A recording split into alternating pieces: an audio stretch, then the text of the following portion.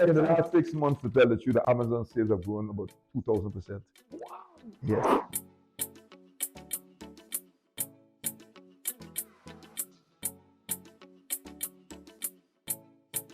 My channel, the Breakout Room, where we get to interview entrepreneurs to find out about their journey, what inspired them, some of the challenges they faced, and some things that we can learn from them. Now, with me today, I actually have a very special entrepreneur because we actually went to school over 30 years ago. And this is Mark, and he's the founder of Dalgety Teas, which you can see at the back here. But I'm going to ask him to introduce himself. Yes, thank you, MOJO, for inviting me to your channel. And obviously, it's interesting that we are in the same building that you studied that, what, 20, 30 years ago, approximately. Yeah, as I said, I'm the founder of Dalgety Teas, which is a company that manufactures 100% strong flavored herbal teas here in the UK. Obviously, we supply UK is our biggest market, but we supply globally into other parts of the world, Ghana, Nigeria, USA, back into the Caribbean also. And also markets now developing in South Korea and Japan. Wow, isn't that amazing? And this is all, how long ago did you start the brand? It's about 25 years now since we Okay. started. Yes. So what inspired you? What inspired me? It's an interesting question because it wasn't an inspiration as such. Because I mean, ironically, I started my business 25 years ago because I was broke. Most people started business because they had some money and they saw a vision.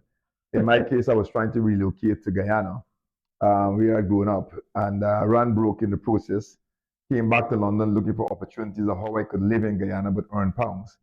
And during that journey and looking out, a grocery owner, a Guyanese Chinese that was in Brixton Market, asked me to find if I could get something called Cerisi tea bush, which is a tea bush that we use in the Caribbean for diabetes and blood pressure. So I'd asked him how much would he like, and he said any amount. So I said, well, that's a big number, and he said, so I just said to him, well, 1,000, 5,000, 10,000. He said, oh, that's fine. So when he said it to me, I was like, well, 10,000, even at 50 pence, that's about 5 grand. So what I did is that the only available money I had at that time was about £1,000 on my credit card. And what I simply did is jumped on the next flight to Guyana, went into the rural areas where my grandparents lived, collected £1,000 of this Cerisi tea bush, sat in my parents' living room. Luckily enough, they weren't in Guyana at that time. And with the scissors, I cut it into 16,000 1-ounce packets, shipped it back to the UK, and literally went and sold it on the road for about 50 pence each and earned about £8,000 over about 2 months period. And that was really, the first part was just a means to end to get some money. Until one day I was selling the same Cerisi bush, passing through Brixton again, and an Indian shopkeeper started laughing and made a joke to me and said, well, you call this thing tea, but there's no tea bag, because it wasn't in tea bags at that point. It was just the loose tea. Because I mean, at the end of the day, I mean, in the Caribbean and I presume in Africa, in those days, a lot of the herbal remedies that we use are in a raw form. It's just the leaves or the teas or the roots that we boil. And when he said that, it then dawned on me. I mean, I did some research that that what we in the Caribbean call bush tea was what the Europeans were calling herbal teas.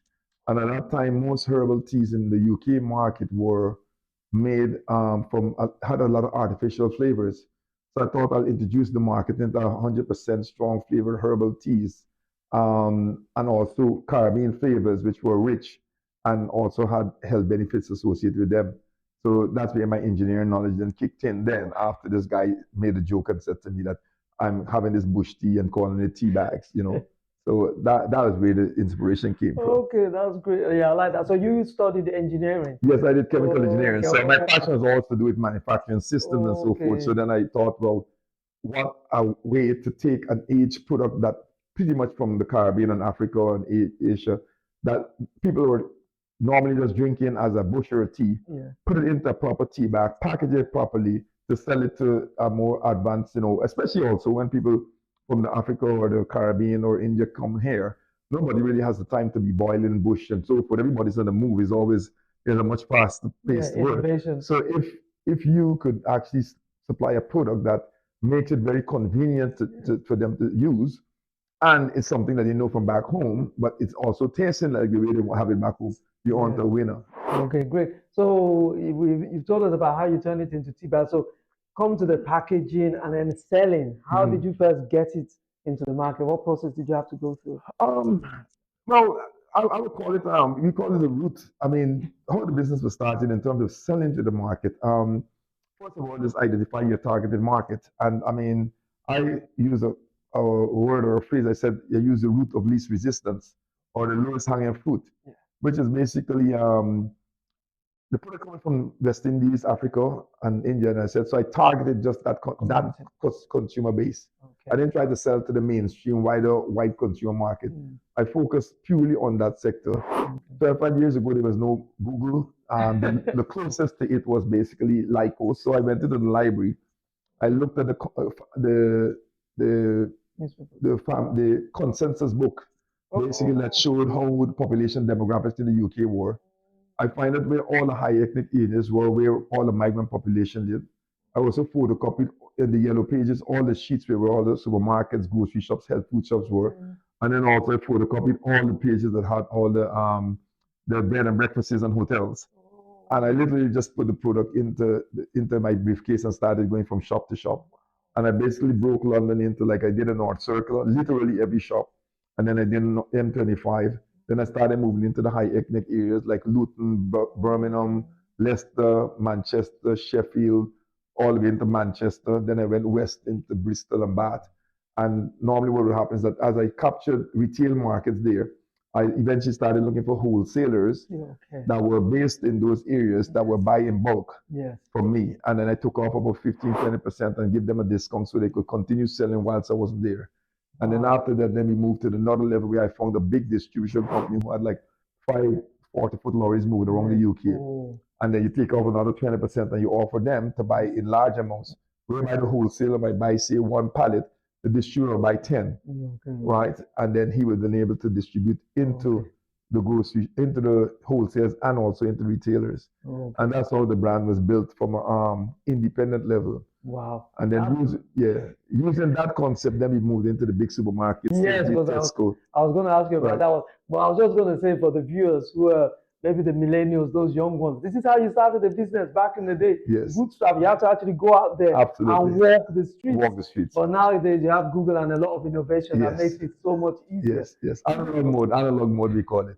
The business was built on the analog mode. Now we're going in the digital state. I know, because even this kind of platform, I know a lot of viewers will see the brand and you introduce more people to the brand without having to go and knock on their door. So technology has actually changed a lot.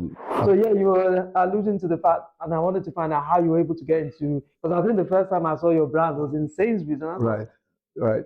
That was normally, obviously, it's always a challenge getting in there. In the early days, I mean, we approached the big supermarket chains. The first thing they say is no. I think was a bit of perseverance in that situation because what had transpired is that they said no to tea buyer. The first thing you have to understand with the big supermarkets, there's all kinds of buyer. There's a hot beverage buyer, there's a coffee buyer, there's a tea buyer, there's a specialty tea buyer. I mean, and then you have to identify which one is specific to the product that you're selling. I approached the tea buyers, they said no, but then during that time, the multiple that suddenly dawned on them that it might be worth having a section of the supermarket that's called the world food section, which basically has products that came from other parts of the world.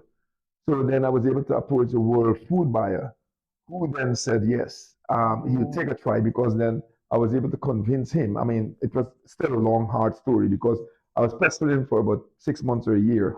And then one day he said, okay, Mr. Dalgety, I'll give you a try. Give me one product and we'll let it run for 3 months. And if it doesn't sell, I don't want to hear you on the phone again. And basically, after 2 months, he called me and he said, Mr. Dalgety, what else do you have selling? Amazing. So, I mean, obviously, you got it into Tesco's first. And then once you got it there, we then went back to Sainsbury's and said, oh, by the way, Tesco's having it. And they're like, oh, what? Tesco has it? Okay. They take it on and then asked it an event. She said, oh, well, I think it was as the second, and then went and said to Sainsbury's, Tesco, and as I was like, oh, okay, we'll have it also. And basically that was the beginning. But we were one of the foundation brands in the world food division because we obviously built the product in the ethnic market right across 3, 4, 5,000 shops everywhere that is any high ethnic consumers in the UK. That's where we started from. Done very well. So how many? Which was one of the few? Which were the first brands And then how many do you have now? Well, the first one was the Cerise tea, which is to do with diabetes, which is this one here. It's Oh, actually, I always say to okay. people, it's actually the worst tasting tea you do, but it's the best one for your body. It's actually bitter in taste, but people use it Oh, for diabetes and blood pressure, and it okay. works. It's not no new invention. It's been around in the Caribbean for two, 300 years, Okay. you know. Okay. But then we took that and we sold it, and then we made it into the tea bags. And then from there, now we do all those 35 lines of teas. But Wow, I mean, 35 lines. yes, Wow. so it's about 35 Amazing. lines we do. So where is your factory based? Is it based in Guyana No, or? no, it's based in the UK. Oh, it's based So in the yeah, UK. yeah, we buy raw materials from not just Guyana, all over the Caribbean, Oh, in Ghana, Nigeria, and sometimes Asia. So I mean, our company, because the teas, herbal teas, are not like you won't find. We don't have hundreds of farmers.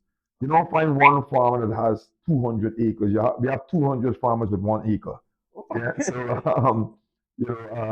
so it's good in one way because at the same time it's obviously improving the lives of small farmers and Yes. underprivileged farmers across the Yes. Caribbean and Africa. Which is also one of the things that pushes us also because we're very passionate about improving the lives. Apart from making people healthy, we're also passionate about improving the lives of underprivileged people across the world. Yeah, which is important. So how Yes. many people do you employ currently? Indirectly in the UK, we try to. I mean, at different points, we've employed a lot of people. At Mm. peak one time, I had about 30 people working for me.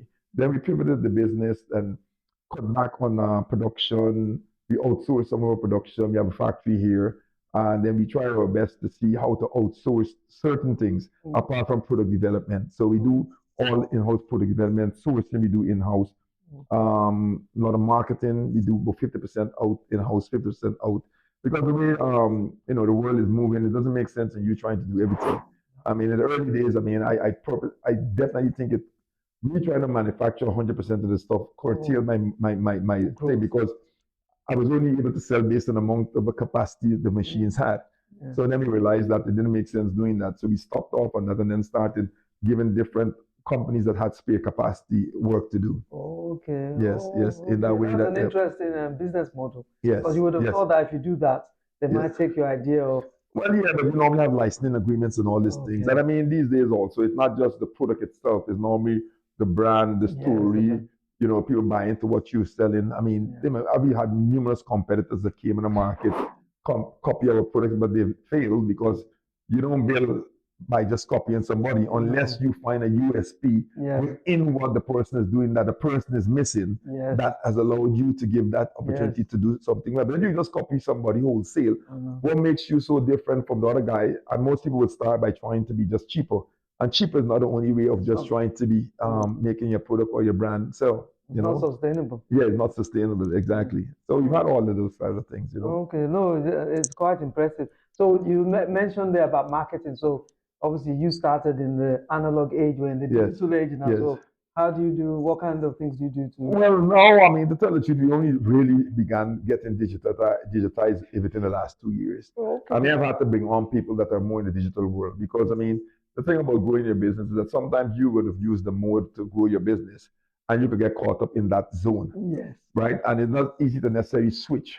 So what happens is that you have to bring in expertise yes, externally of people who are now in that zone, which is what I've now done. yes, Because I know my strength is obviously product development. yes, My strength is not digitizing I situations, you see what I'm know, saying? yeah. So I've now brought digital people around me Oh, good. where you now start seeing a lot of YouTube videos Yes. like what you're doing here, or I mean reels and things, Yeah, on promoting that. Instagram. Yes, we now on Amazon, we are on Okay. Shopify, so we now aggressively now marketing on a digital level. Where before a lot of the growth of the business was based on word of mouth Yeah. and us just doing small promotions in terms of sponsoring, whether it's a fair or whatever it Yeah. is, working with societies like the diabetes societies or the sickle cell association, and doing small things like that. But now we're doing bigger things. We're working even right now with the National Health Service in the UK Okay. with regards to blood donation and Oh, organ yeah. donation, and they approached us. So Oh, we're okay. doing a lot more bigger things now. Okay. No, Yes, that's great. And then it's interesting that you mentioned that you're online because when I Googled the tea, the yes, first place it came up was Amazon. So that yes, means whoever's doing your marketing yes, is doing well. So exactly. most of the traffic is going to Amazon That's right. over your own website. Yes. But people are Oh, yes. more Oh, likely yes. to Say that buy from again. Amazon I mean, than your in the website. last 6 months, to tell the truth, the Amazon sales have grown about 2,000%.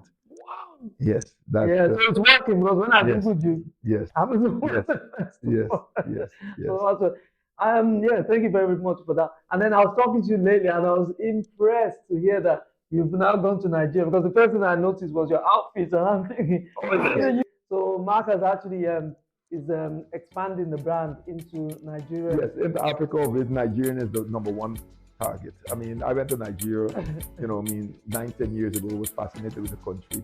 I mean, interested, I said it's the land of milk and honey.